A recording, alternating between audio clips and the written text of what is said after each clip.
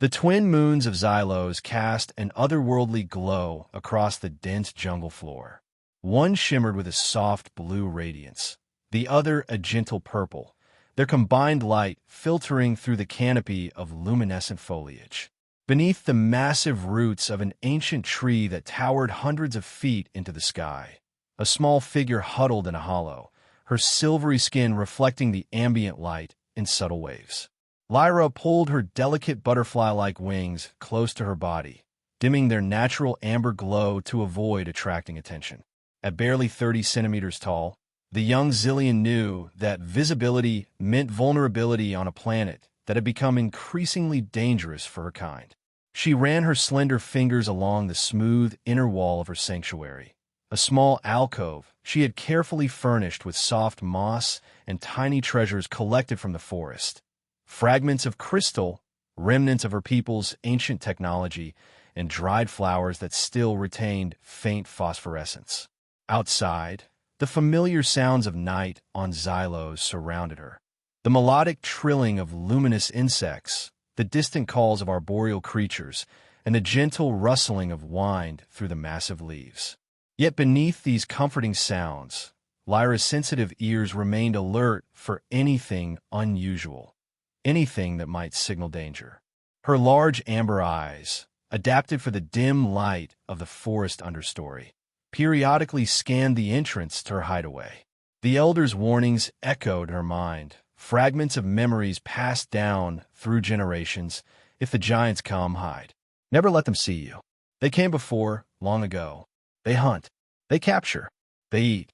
The thought made her shiver, her wings trembling slightly with instinctive fear. Lyra was one of the few Xylians she knew remained on this part of the planet. Once, according to the stories, they had been many, building beautiful cities in harmony with the forest, their technology and art celebrating the natural luminescence of their world. Now, the only evidence of that civilization lay in ruins scattered throughout the jungle, gradually being reclaimed by Xylos' aggressive vegetation. A sudden, unfamiliar sound jolted Lyra from her thoughts. Heavy footfalls, methodical and rhythmic, nothing like the forest creature she knew. Her heart raced, and the glow of her wings flickered erratically despite her efforts to suppress it. The footsteps grew louder, accompanied by a strange mechanical clicking and occasional beeps. Holding her breath, Lyra pressed herself deeper into the shadows of her alcove. But curiosity, that dangerous trait her mother had always warned her about, compelled her to edge forward just enough to peer out through a small gap between the roots. What she saw made her blood freeze. A giant, taller than she had imagined possible, moved through the clearing near her tree. It was wrapped in some strange, tight-fitting material that gleamed dully in the moonlight. Its head was oddly round, its limbs long and powerful as it methodically studied the vegetation, occasionally taking samples and placing them in containers. Most terrifying of all, it wore a face that seemed expressionless and fixed, with reflective shields over where eyes should be. Lyra's wings fluttered in panic. This was it, one of the monsters from the stories, the giants who had hunted her people to near extinction. She should stay hidden, silent, waiting for it to pass. But as the giant approached her tree, stooping to examine the unusual pattern of luminescent fungi at its base, Lyra realized with horror that discovery was inevitable. In that moment of terror, her control slipped. Her wings flared with bright fear light, illuminating her hiding place. The giant's head snapped up, those reflective eyes turning directly toward her alcove. Lyra's world narrowed to that terrible moment as the giant carefully set down its equipment and approached her tree. Its massive hand reached toward the opening of her sanctuary, and with nowhere left to flee, Lyra did the only thing she could. She screamed, "Please don't eat me." The words burst from her in a desperate, high-pitched cry before she collapsed, unconscious from sheer terror. Cale Stevens froze, his hands suspended in midair. Behind his helmet's visor, his eyes widened in astonishment. He had expected to find an unusual bioluminescent insect, or perhaps a small reptile, not a tiny, clearly sentient being who had just spoken to him in perfect, albeit accented, English. Carefully, he pulled back his hand and lifted his visor to get a better look, revealing a young human face with kind eyes and an expression of wonder rather than menace. The small creature lay motionless in the hollow, its butterfly-like wings now dimmed to a faint glow. Its size and fragility struck him immediately. It couldn't have been more than 30 centimeters tall, with delicate limbs and silvery skin that reflected the ambient light of the forest. As a xenobiologist on the research vessel Pathfinder, Cale had encountered many strange life forms during his expeditions, but nothing like this, nothing that spoke, nothing that showed such clear signs of intelligence, and, most disturbingly, nothing that showed such evident terror of humans. "I won't hurt you," he whispered, though he knew the creature couldn't hear him. After a moment's consideration, Cale placed his water canteen and a small portion of his ration bar near the entrance to the hollow, then backed away slowly. His scientific curiosity burned with questions, but his ethical training was clear. First contact situations required patience, respect, and care, especially when the other party was clearly frightened. He retreated to a position several meters away and settled down to wait, recording detailed notes on his datapad about the encounter while occasionally glancing toward the tree hollow. The Pathfinder wasn't scheduled to complete repairs for at least another 2 weeks after their emergency landing on Xylos, which gave him time to approach this situation carefully. "What are you?" he murmured to himself. "And why are you so afraid of us?" After nearly an hour, Cale reluctantly packed up his equipment. The light of the blue moon was dipping below the horizon, and safety protocols mandated return to the ship before full darkness. But he made a mental note of the exact location, determined to return the next day, alone. Something told him that bringing along any of his crewmates might only frighten the small being further. As he walked back toward the Pathfinder, his mind raced with implications. If there was one intelligent species on Xylos that had somehow escaped detection during the initial surveys, there might be more. But the creature's terrified plea, "Please don't eat me," troubled him deeply. What experiences had led to such a specific fear? Back at the ship, Cale carefully avoided mentioning his discovery during the evening briefing. When asked about his findings, he shared information about the bioluminescent plant species he'd cataloged and some unusual soil samples, but kept the encounter with the small being to himself. The Pathfinder's mission was primarily scientific, but he knew that different crew members might have very different ideas about how to handle first contact with a new species, especially Security Officer Rex Mercer, whose approach to the unknown tended toward caution bordering on paranoia. "Stevens, you look distracted," commented Rex as the briefing concluded. The security officer's sharp eyes missed little. "Find something interesting out there?" Cale shrugged, tried to appear casual. "Just the usual xenobiologist excitement. This planet's ecosystem is fascinating. The bioluminescence patterns alone could fuel a dozen research papers." Rex didn't look entirely convinced, but let the matter drop. "Just remember to stay within your designated survey zone tomorrow. We've detected some unusual movement patterns in the northeastern quadrant that could indicate large predators." "Noted," Cale replied, already planning how to return to the same spot without arousing suspicion. That night, he lay awake in his bunk, replaying the encounter in his mind. The creature's words, "Please don't eat me," suggested not only intelligence and some exposure to human language, but a deeply ingrained fear. If humans had previously visited Xylos and somehow harmed these beings, it would represent a profound breach of interstellar ethical protocols. Alternatively, if the fear was based on misunderstanding or cultural myth, he might have an opportunity to establish peaceful communication with a new species. Either way, Cale knew that his next steps would be critical.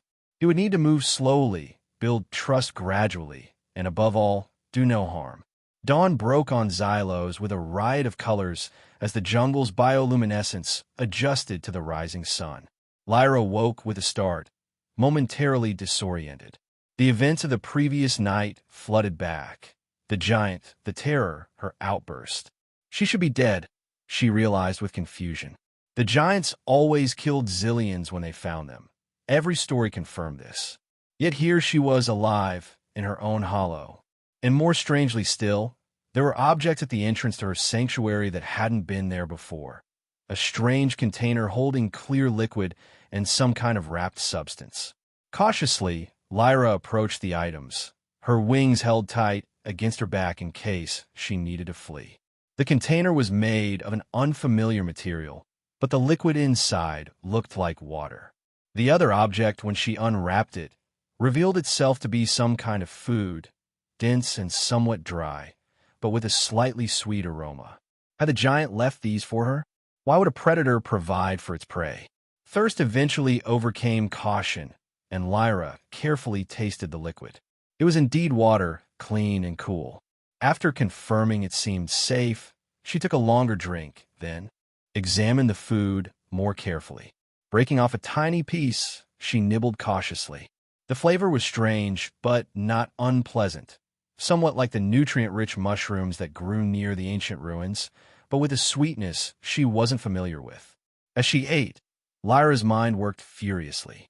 The giant had seen her, spoken her language somehow, and then left her alone, left her provisions. This matched none of the stories she had been told. Giants were cruel hunters who captured Zillions for sport or food, not creatures who provided sustenance. Still wary, but with curiosity now competing with fear, Lyra ventured to the edge of her hollow to peer out at the forest. Everything seemed normal in the morning light, with no sign of the previous night's intruder. Perhaps she would be safe if she remained vigilant. However, as midday approached, her acute hearing once again picked up the sound of heavy footsteps. The giant was returning. Lyra retreated into her hollow, but positioned herself where she could see the entrance while remaining hidden in shadow. This time, she observed more carefully as the giant entered the clearing. It was tall, at least 60 times her height, and moved with purpose, but not with the predatory stalking she had imagined. Most surprisingly, the giant had removed the strange face covering, revealing features that were both alien and yet somehow expressive. Its face had proportionally small eyes compared to a Zillion, a pronounced nose, and its skin lacked the metallic luster of her people. But Lyra could read something in its expression that gave her pause, not hunger or malice, but what appeared to be genuine curiosity and concern. The giant approached slowly, placed more food and water near her hollow, then backed away to sit on a fallen log about 10 meters distant. It began to speak, its deep voice surprisingly gentle. "Hello there. My name is Kale. I'm a scientist, a person who studies living things. I won't hurt you, I promise." Lyra remained frozen, torn between lingering fear and growing fascination. The giant, Kale, continued to speak in a calm, even tone, explaining that he had come from a ship that had landed on Xylos for repairs, that he was interested in learning about the planet and its inhabitants, and most importantly, that he had no intention of capturing or harming her. "I'll come back tomorrow," Kale finally said after speaking for nearly an hour without response. "Same time. If you want to talk, I'll be here. If not, that's okay too. The food and water are for you either way." With that, he stood, gathered his equipment, and left the clearing, moving deliberately slowly as if to emphasize his peaceful intentions. For the next 3 days, this pattern repeated. Kale would arrive, leave provisions, sit at a respectful distance, and talk. He shared stories about his world, his work, and the other planets he had visited. He asked gentle questions that required no response, speculating aloud about Lyra's species and culture. And each day, he respected her silence and left without pressing for interaction. On the 4th day, as Kale prepared to leave, Lyra made a decision. The fear was still there, a lifetime of warnings not easily dismissed, but this giant had shown nothing but patience and kindness. And deep in her heart, Lyra was desperately lonely. The last of her small community after the others had either perished or fled to distant parts of the planet following a devastating storm season. As Kale stood to go, Lyra emerged partially from her hollow, her wings flickering with a pattern that expressed both caution and tentative greeting in Zillion communication. You, not eat zillions? Her voice was musical but hesitant, the words clearly unfamiliar on her tongue. Kale froze, then very slowly turned back to face her, his expression breaking into a warm smile that Lyra found herself responding to despite her lingering fear. No, he said gently. Humans don't eat other intelligent beings. We consider that deeply wrong. He cautiously sat back down, maintaining his distance. Is that what you are? A zillion? Lyra nodded, venturing a few centimeters further from her sanctuary. Lyra. Last zillion. Here. She gestured vaguely at the surrounding forest. It's an honor to meet you, Lyra, Kale replied, his voice soft with emotion. Thank you for trusting me enough to speak with me. Thus began a fragile dialogue between two vastly different beings. Over the following days, communication grew easier as Lyra's facility with the human language improved rapidly, and Kale learned to interpret the luminescent patterns of her wings that accompanied her speech. She revealed fragments of Zillion history, a peaceful species that had once built harmonious communities integrated with the natural environment of Xylos until the hunters had come. Kale was careful not to press too hard on this clearly painful topic, but through gentle questioning, he began to understand that Lyra's fear stemmed from ancestral trauma. The hunter she described didn't sound like humans from her limited descriptions. They had different proportions, different technologies, but the fear had generalized to all large bipedal species. Your people had cities? Kale asked one afternoon, about a week into their growing friendship. Lyra nodded, her wings pulsing with a pattern that Kale had come to recognize as wistful sadness. Long ago, beautiful cities, light and plants together, many zillions. She hesitated, then added, I show you? Small ruins near. Kale contained his excitement at this offer, knowing how significant a step this was in their relationship. I would be honored, Lyra, whenever you feel ready. The next day, Lyra led Kale deeper into the forest, flying just ahead of him with her wings glowing brightly enough to illuminate the path. After nearly an hour's walk, they reached a small clearing where fragments of an ancient structure protruded from the vegetation. Curved sections of a material that resembled mother-of-pearl, inlaid with what looked like circuit patterns that still faintly glowed with residual energy. Zillion home, Lyra explained, landing on one of the fragments. Small one. Big cities far away, dangerous places now. As Kale carefully documented the ruins with his scanner, a sudden crash of thunder broke the forest calm. Looking up, he saw dark clouds gathering with alarming speed. A storm's coming, he said with concern. We should head back. But within minutes, the storm was upon them. Not a normal rain shower, but one of Xylo's notorious electromagnetic storms that played havoc with technology and brought wind strong enough to uproot the smaller trees. My shelter too far, Lyra shouted over the rising wind, her wings flickering with distress patterns. Storm very bad. Kale made a quick decision. My ship is closer than your tree. We can shelter there. No. Terror flashed across Lyra's features. Ship has many giants. They won't hurt you, Kale promised. You'll be with me. But if we stay out here... He didn't need to finish the thought, as a nearby sapling was violently uprooted by a gust of wind. Reluctantly, Lyra nodded, and Kale carefully offered his open palm. After a moment's hesitation, she climbed onto his hand, her tiny form weighing almost nothing.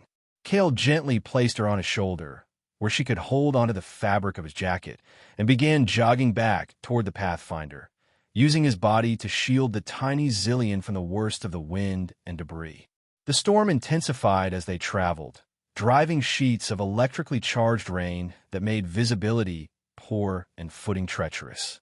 Kale's communicator was useless, disrupted by the storm's electromagnetic properties. He pushed on, knowing that Lyra's delicate form couldn't withstand these conditions for long. Finally, the imposing silhouette of the Pathfinder appeared through the storm haze. But as they approached the ship's entry hatch, Kale's heart sank. Security Officer Rex Mercer stood just inside, peering out into the storm with a concerned expression that quickly turned to shock as he spotted Kale, and the small glowing being clinging to his shoulder. Stevens, what the hell is that? Rex's hand instinctively moved toward his sidearm, though he didn't draw it. "She's a friend," Kale replied firmly, stepping inside the airlock with Lyra trembling against his neck. "Her name is Lyra, and she needs shelter from the storm. She's intelligent, peaceful, and absolutely not a threat." Rex's eyes narrowed as he studied the tiny alien. "You've been keeping this a secret." "It wasn't a question. I've been building trust," Kale corrected, keeping his voice steady despite the adrenaline coursing through him. "I was going to report my findings once I had established proper communication." "That's not your call to make, Stevens. Protocol is clear about first contact scenarios. Protocol also emphasizes harm prevention," Kale countered, gesturing toward the raging storm outside. "We can discuss procedures after ensuring her safety." A tense moment passed before Rex grudgingly nodded. "Medical bay. The captain needs to see this immediately." He activated his communicator. "Captain, we have a situation. Stevens has brought an indigenous life form aboard, requesting your presence in medical." As they walked through the ship's corridors, Lyra's grip on Kale's collar tightened painfully. Her wings dimmed to near invisibility with fear. Crew members they passed stopped and stared in astonishment, some with expressions of wonder, others with evident unease. "It's going to be okay," Kale whispered to her. "I won't let anyone hurt you." In the medical bay, Dr. Eliana Rojas quickly prepared a small examination table with a soft cushion, sensing the fragility of their unusual visitor. Captain Dario Vega arrived moments later, his normally composed features betraying surprise as he took in the scene. "This is Lyra," Kale began before anyone else could speak. "She's a Zillion, an intelligent native species of this planet. Their civilization was nearly wiped out by another spacefaring race, not humans, generations ago. The survivors have been living in hiding, and they've developed a fear of all large bipedal species as a result." Lyra, trembling but gathering her courage, looked up at the assembled humans and spoke in her small, musical voice. "Please, not eat Zillions." Captain Vega's expression softened immediately. "Of course not. You're safe here, Lyra." The next hours were tense, but productive. Captain Vega called a limited meeting with only key personnel: Dr. Rojas, Science Officer Patel, Security Officer Rex, and First Officer Lin, to address the situation. Kale remained by Lyra's side throughout, serving as both her protector and interpreter. "This changes everything," Science Officer Patel remarked, her eyes bright with intellectual excitement. "An indigenous intelligent species that previous surveys missed completely." "It changes nothing about our primary mission," Rex countered firmly. "We're here to repair our ship and continue our assigned exploration route."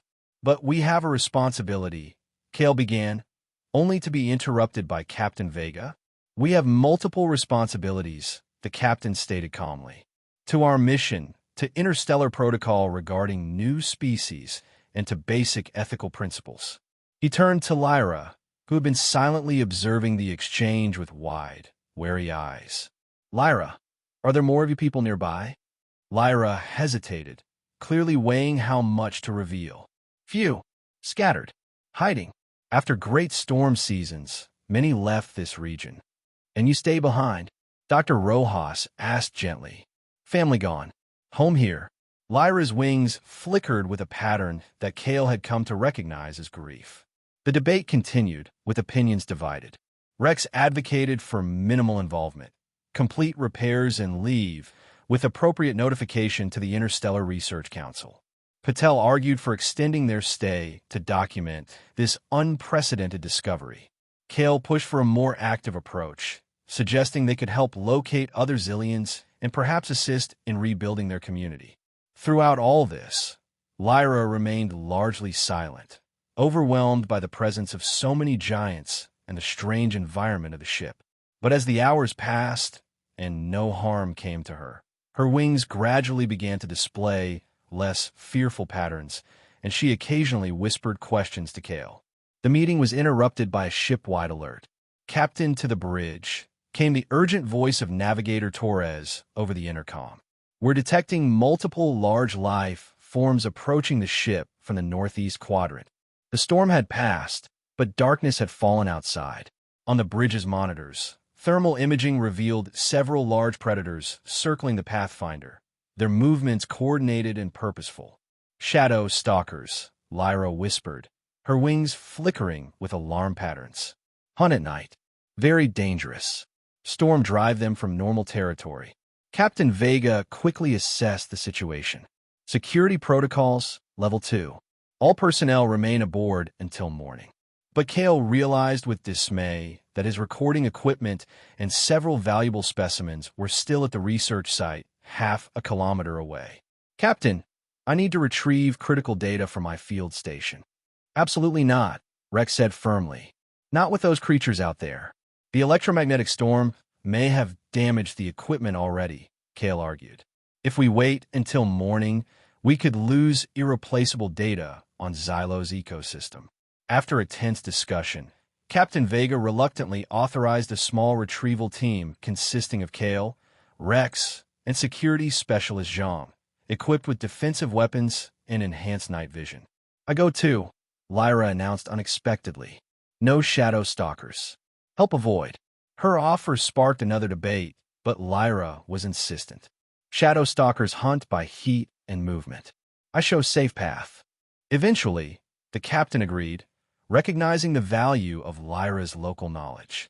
The small team departed through the ship's secondary airlock, moving cautiously into the night. Lyra flew slightly ahead, her wings dimmed to their lowest visibility, occasionally pausing to listen and sense vibrations in the air that were imperceptible to the humans. They had covered about half the distance to Kale's research station when Lyra suddenly froze in midair, her wings flaring briefly in alarm before going completely dark. "Stop," she hissed. 3 stalkers ahead. Hunting pattern. The team halted, scanning the darkness with their enhanced vision gear. Rex spotted them first, sleek, shadowy forms about the size of earth panthers, but with multiple limbs and an unsettling fluid movement, circling a small clearing ahead. "We need a detour east," Lyra whispered. But, quietly, they sense. Her warning came too late. One of the creatures suddenly turned in their direction, followed by the others. A low, vibrating growl emanated from the darkness. "They've detected us," Rex murmured, raising his pulse rifle. "Defensive positions." "No!" Lyra's voice was urgent. "Weapons make them attack faster. Follow." She darted to the right, flying low to the ground, and the humans followed as quickly and quietly as possible. But the shadow stalkers were already in pursuit, their movements eerily silent, except for occasional low vibrations that seemed to come from all directions. They reached a section of forest with densely clustered bioluminescent fungi, bright enough to hamper the night vision equipment, but providing some visibility to their unaided eyes. Lyra hovered near a particular cluster of the fungi. "Kale, throw light stick there," she directed, pointing to a spot about 20 meters away. Understanding dawned on Kale's face. They hunt by heat signatures. He activated one of their emergency heat flares and threw it in the direction Lyra indicated. The shadow stalkers immediately diverted toward the new, more intense heat source, momentarily confused. "Now run," Lyra commanded. "Research place close." They sprinted through the forest, Lyra guiding them around obstacles invisible in the darkness. They reached Kale's field station just as the sounds of pursuit resumed behind them. "Hurry," Rex urged as Kale gathered his equipment and specimens. But as they prepared to make their return journey, the situation deteriorated rapidly. The shadow stalkers had regrouped and were now approaching from multiple directions, effectively cutting off their direct route back to the ship. "We're surrounded," security specialist Zhang reported tensely, her weapon raised. "Not fight," Lyra insisted. "Too many. Need different way." Her wings began to pulse with an intricate pattern of lights, first rapidly, then in a more deliberate sequence. "What you doing?" Kale asked urgently. "Calling. Maybe help," Lyra replied cryptically. Old Zillion signal. For several tense moments, nothing happened. The shadow stalkers continued to close in, their growls now clearly audible. Rex and Zhang prepared to fire their weapons despite Lyra's warning. Then, suddenly, the forest around them erupted in responding patterns of light.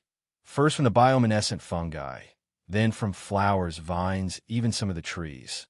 The illumination grew in intensity until the entire area was bathed in pulsating, multicolored light. The shadow stalkers recoiled, their hunting advantages neutralized by the unexpected brightness. They retreated a short distance, circling warily. Ancient defense, Lyra explained quickly, her voice filled with wonder. Zillions and forest connected. Didn't know still worked. It won't hold them off forever, Rex cautioned, noticing the creatures beginning to adapt to the light. We need to move. Guided by Lyra, who seemed newly energized by this discovery of her heritage, they began making their way back toward the Pathfinder along a different route. The forest continued to light their path, responding to Lyra's presence in a way that suggested a deep symbiotic relationship between the Zillions and Xylo's ecosystem. They were within sight of the ship when disaster struck. One of the shadow stalkers, more aggressive or hungry than the others, burst through the undergrowth directly in their path. Zhang was knocked to the ground, her weapon spinning away into the vegetation. The creature loomed over her, its multiple limbs tense to strike. Rex fired his pulse rifle, hitting the stalker but only enraging it further. As it whirled to face this new threat, Kale rushed to drag Zhang away from danger. The distraction gave Rex time to fire again, this time hitting a more vulnerable spot, and the creature retreated with a high-pitched shriek that immediately drew the attention of its pack. "Run!" Rex shouted, helping Kale support the injured Zhang as they made for the ship. Behind them, multiple shadow stalkers converged on their position. In that critical moment, Lyra made a decision that went against every instinct of self-preservation her species had developed. Instead of fleeing directly to the safety of the ship, she flew in a wide arc behind the humans, her wings suddenly blazing with the brightest light they could produce. The sudden, intense illumination disoriented the pursuing predators just long enough for the humans to reach the ship's airlock. "Lyra!" Kale shouted as the airlock began to close. "Hurry!" The tiny Zillion flew with all her strength, her wings straining, as the shadow stalkers recovered and turned their attention to this new, glowing target. She slipped through the narrowing gap of the airlock just as one of the creatures lunged, the door sealing shut bare centimeters behind her. Safe inside, the humans and Zillion collapsed in exhausted relief. Zhang was quickly taken to the medical bay for treatment of her injuries, which thankfully proved superficial. Captain Vega, upon hearing the full account of their ordeal, looked at Lyra with new respect. "You saved my crew," he said simply. "Thank you." Lyra's wings flickered with a pattern that conveyed modest acknowledgement. "You saved me first. From Storm. Give shelter." Rex, who had remained skeptical of the Zillion despite Kale's advocacy, approached Lyra with a changed demeanor. "I misjudged you," he admitted. "What you did out there, that was brave." The events of that night marked a turning point. Over the following days, as Zhang recovered and the ship's repairs neared completion, Lyra's presence aboard the Pathfinder transitioned from a contentious issue to an accepted, even welcomed, reality. She began to interact more freely with the crew, learning rapidly and sharing knowledge about Xylos in return. Dr. Rojas, fascinated by Zillion physiology, worked with Lyra to document her species' unique biological characteristics, with Lyra's enthusiastic consent and Kale's protective supervision. Science Officer Patel collaborated with both of them to understand the deep connection between Zillions and the planet's ecosystem, particularly the remarkable response of the bioluminescent flora to Zillion signals. Even Rex, initially the most resistant to Lyra's presence, found himself impressed by her intelligence and courage. He began including her in security briefings about the local wildlife, valuing her insights about Xylos predators and environmental hazards. As the Pathfinder's repairs neared completion, however, a new question emerged. What would happen to Lyra when the ship departed? "You could come with us," Kale suggested during one of their now regular evening conversations in his lab, where Lyra had taken to spending much of her time. There are research stations and habitats where beings from different worlds live and work together. Lyra's wings flickered with a complex pattern that Kale had learned signified deep contemplation. "Xylos is home," she said slowly, "but lonely. No Zillions here now. We could help you find others of your kind," Kale offered. "The Pathfinder has advanced scanning technology. If there are Zillion communities left on the planet, we might be able to locate them." This possibility sparked hope in Lyra, visible in the brightening of her wings. But before any plans could be finalized, an unexpected discovery changed everything. During a routine analysis of the planet's electromagnetic patterns, part of the ongoing effort to understand and mitigate the storms that had damaged the Pathfinder, Navigator Torres detected an unusual signal emanating from a mountain range nearly 1,000 kilometers to the south. "It's artificial," Torres reported during an emergency briefing, "and it matches patterns we've observed in the ancient Zillion technology at the ruins." All eyes turned to Lyra, who had been included in the meeting at Captain Vega's insistence. "Could there be a Zillion settlement there?" the captain asked gently. Lyra's wings pulsed with excitement and uncertainty. "Mountains, sacred places. Old stories say, emergency meeting place. If great danger, go to high caves." She hesitated, hope and fear competing in her expression. But so far, never could go alone. Captain Vega looked around the table at his senior officers, then made a decision. "Our repairs are complete, and our original mission can be temporarily postponed. I propose we investigate this signal and, if possible, help Lyra reconnect with her people." He looked directly at Rex. "Any objections, security officer?" Rex shook his head, a small smile playing at the corners of his mouth. "None, sir. I think we owe her that much, at least." The Pathfinder lifted off 2 days later, its course set for the southern mountain range. As the ship rose above the forest canopy, Lyra pressed her tiny hands against the observation deck's viewport, watching her familiar world transform into a vast panorama below. Kale stood beside her, sharing in her wonder and apprehension. "Nervous?" he asked softly. Lyra nodded, her wings shifting through patterns of anxiety and hope. "What if no Zillions? What if they fear ship hide?" "Then we'll figure out next steps together," Kale assured her. "Whatever happens, you're not alone anymore." The journey took less than a day, with the Pathfinder's propulsion systems fully repaired. As they approached the mountains, the signal grew stronger, and detailed scans revealed a network of caves and tunnels with clear signs of habitation. "Life signs detected," Science Officer Patel reported excitedly. "Small, with energy signatures similar to Lyra's." A landing party was assembled. Kale, Rex, Dr. Rojas, and Captain Vega himself, with Lyra as their guide and ambassador. They sat down in a small valley at a respectful distance from the cave entrances, hoping to avoid causing panic among any Zillions who might be watching.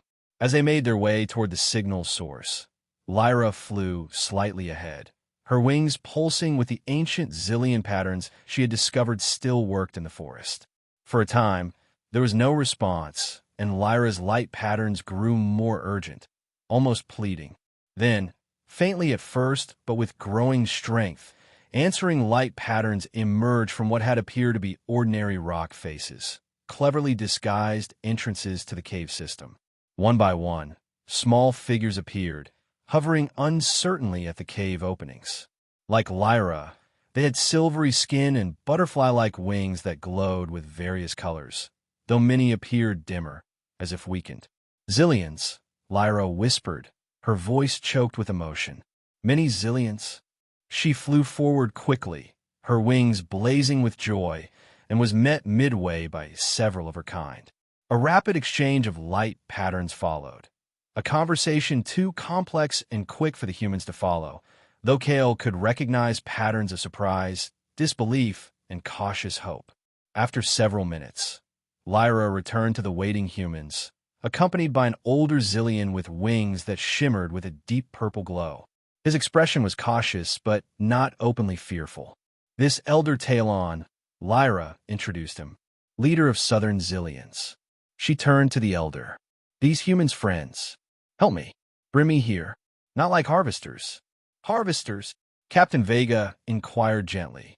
Talon spoke, his voice deeper than Lyra's, but with the same musical quality. Long ago, other giants came, called themselves harvesters, hunted zillions for parts. He gestured to his wings. Our light essence. Valuable to them. They nearly destroyed us. The humans exchanged troubled glances at this revelation. We are not harvesters, Captain Vega stated firmly. We had no knowledge of your people until we met Lyra. We seek only peaceful contact and scientific understanding. Talon studied them carefully, then nodded slowly. Lyra's light patterns speak truth about you, and you brought her to us when harvesters would only take. Over the next several days, a remarkable exchange unfolded. The Zillion community, comprising several hundred individuals who had gathered from across Xylos after generations of hiding, gradually emerged from their mountain sanctuary. They shared their history, culture, and deep connection to their planet's ecosystem with the fascinated humans. In return, the Pathfinder crew offered medical assistance to Zillions weakened by limited resources in the mountains, technical help to improve their living conditions, and most importantly, information about the wider galaxy, including the assurance that the harvesters, whoever they had been, were not representative of interstellar society. Interstellar law now strictly prohibits exploitation of sentient species, Captain Vega explained during a formal meeting with the Zillion elders. If you wish, we can register your people and planet for protected status, which would prevent any future incursions like the one you experienced. The elders debated this offer carefully, their centuries of caution not easily set aside. But the younger Zillions, Lyra prominent among them, advocated for opening this new chapter in their history. Hiding brought safety, but no future, Lyra argued, her wings pulsing with passionate light patterns. We grow fewer, weaker. Need connection, knowledge, friends among stars. Eventually, the elders agreed to limited contact and registration for protected status, while maintaining their autonomous society. The Pathfinder would depart, but with a communication system left behind, allowing the Zillions to control when and how they interacted with the wider galactic community. On the eve of the Pathfinder's departure, Kale and Lyra sat together on a mountain ledge overlooking the vast forests of Xylos, now bathed in the light of the twin moons. I still can't believe how everything has changed, Kale mused. A few weeks ago, you thought I was going to eat you, and now your people are joining the interstellar community. Lyra's wings flickered with amusement. Now know better. Humans eat plants, strange bars, not Zillions. They laughed together, but a bittersweet undercurrent ran beneath their joking. The Pathfinder would leave tomorrow, continuing its exploration mission. Kale had offered again to bring Lyra along, but she had reached a different decision. My place here, she explained, her wings glowing with gentle determination. Help my people. Learn about stars from here first. Maybe someday visit Earth, see your forests, your lights. I'll come back, Kale promised. The Pathfinder's mission will bring us through this sector again in about 2 Earth years. And I'll make sure other research vessels know to check in, if you want. We'll want, Lyra assured him. Especially you. Her wings pulsed with a pattern he hadn't seen before. What does that mean? He asked, pointing to the intricate swirl of amber light. Lyra ducked her head slightly, her silvery skin flushing with a faint pink tinge. No direct translation. Closest is special friend, one who changes path of life. Kale felt his own face warm. I feel the same way, Lyra. You changed my path too. The following morning, as the Pathfinder prepared for departure, the entire Zillion community gathered to bid farewell to the humans who had transformed from mythical monsters to valued allies in such a short time. Colorful winglight displays filled the valley in a dazzling spectacle that the awestruck crew recorded from every angle for posterity. As Kale prepared to board the ship, Lyra flew up to hover before him one last time. She had something clutched in her tiny hands, a small crystal that glowed with a warm inner light. For remembering, she said, placing it in his palm, has Zillion life patterns. Will glow always. Kale carefully tucked the precious gift into his breast pocket, close to his heart. I won't need this to remember you, Lyra, but I'll treasure it always.